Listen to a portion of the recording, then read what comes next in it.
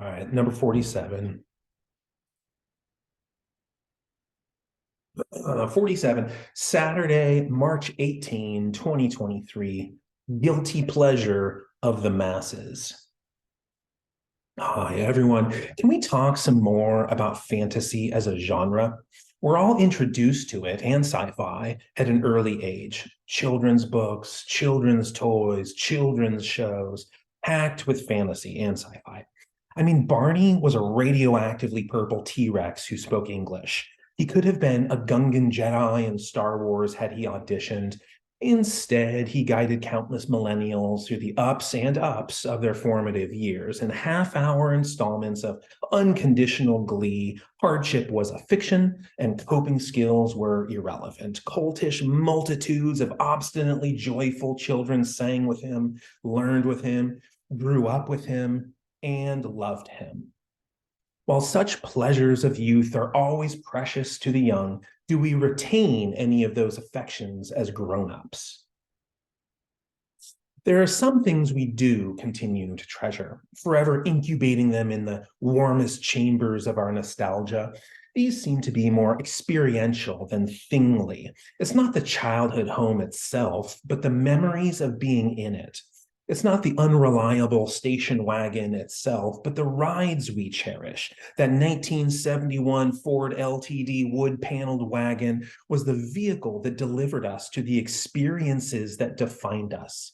And the songs that accompanied those trips still function as vehicles of a kind, ready to teleport us back to those places. We keep aging, but there are relics from a different time that we can touch and hold to remember the reality of that life. In the words of Camus, in the midst of winter, I found there was within me an invincible summer. But not everything serves as a magic portal.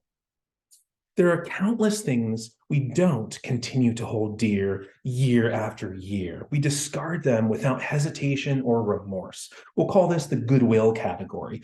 A boy might donate his Tonka truck, but keep the mitt he used while playing catch in the backyard with his dad.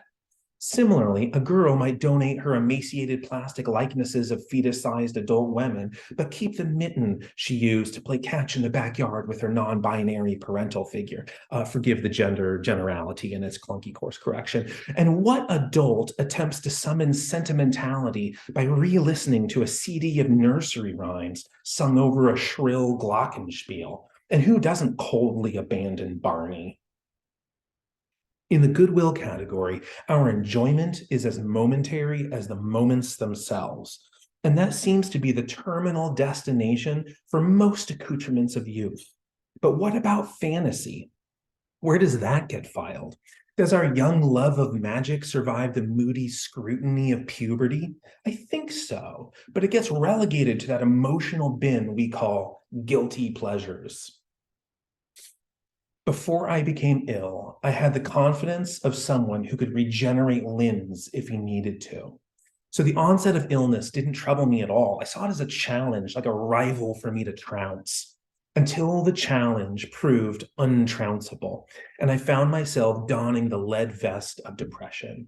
Life was suddenly heavy, too heavy to get out of bed. As I lay there day after day, I noticed a change in my predilections.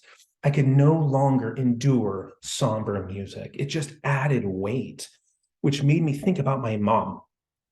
She worked in a hospital and hated medical dramas.